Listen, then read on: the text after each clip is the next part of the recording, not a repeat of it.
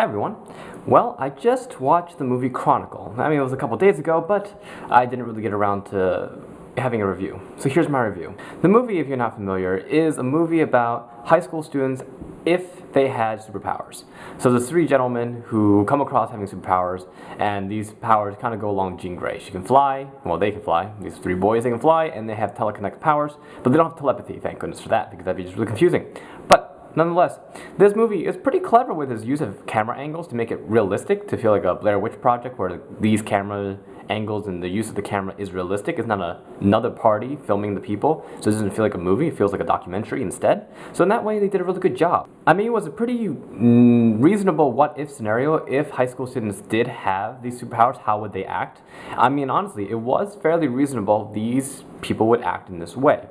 I'm not going to tell you how they act, it's reasonable. Additionally, most of the plot holes in the movie were neatly tied off, so there weren't gaping holes of why was this never addressed. I mean, it did a pretty good job sci-fi wise to tie off any plot holes. One thing I didn't really like though, because this movie kind of takes place in a modern era, the characters never mention superheroes or any use of helping people in general. It's just more like everything quiet. It's really odd in my opinion how if you had boys who had superpowers, I'm sure the name Superman, Batman, The Flash would come up. I'm guessing they didn't use his name because they didn't want to, give royalties to DC or Marvel for any of these uses. That's my understanding. That's my guess. Another problem I found about this movie is the characters are really one-dimensional. I mean, maybe this documentary style was just supposed to show like little clips and pieces of their lives, but it really wasn't holistic from a movie standpoint. I really felt these characters were very cookie-cutter. A teenager just kind of wrote the script of what persons are like and what these people, how they're...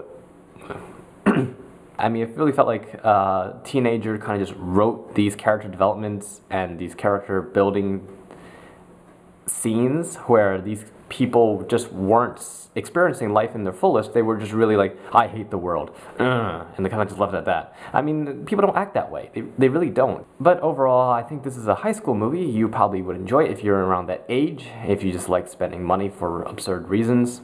This is your movie. I would give it a 7.5 out of 10 because I didn't really enjoy it like almost at all. It really wasn't that good of a movie, but I can see a lot of people liking the movie if you're in that age group. If you're older than like college, you're not going to appreciate this movie, in my opinion. There's very few people I can think of who would actually appreciate it. It comes to zero, actually. No, actually, no, one person, but I think he likes bad movies. Additionally to grammar, the word every time is 2 words. I've been typing this one word every time as one word, every time. But it's 2 words, and I was upset. The confusing thing is because any time is 1 word, but every time is 2 words. You probably won't remember this, and it's a really nonsensical grammar thing. I just felt it was necessary to share. The second and last thing is Starcraft Risk. Starcraft and Risk is coming together to make a Risk board with Starcraft. So you can play Protoss, Zerg, and Terran. I'm excited for this. I don't know who's going to play with me when this game comes out because it would probably just be no one, because very few people play Risk in the first place, and for being StarCraft, even fewer, in all honesty. But I'm excited, and I'm sure all the nerds out there as well. The last piece of news is in New York, there was a killing spree a couple years ago, and this man just ran around stabbing people like, I don't even know what. He just started stabbing people like crazy. Anyway, he currently has 200 years of a life sentence. 200 years. And he has one last trial, which will be 25 years possibility. But I really kind of say, like, you're really going to go through this last trial of 25 years when you already have 200 years of life in jail? Well, 200 years in jail, not really life, 200 years in jail. It seems kind of absurd. And I kind of just wonder, to what point does the punishment system not really make sense anymore, where you're just tagging on 50 years at a time, where the person can't really live out those terms? I hope not anyway, otherwise it'd be a really long time. For like medical reasons, maybe it'll last forever.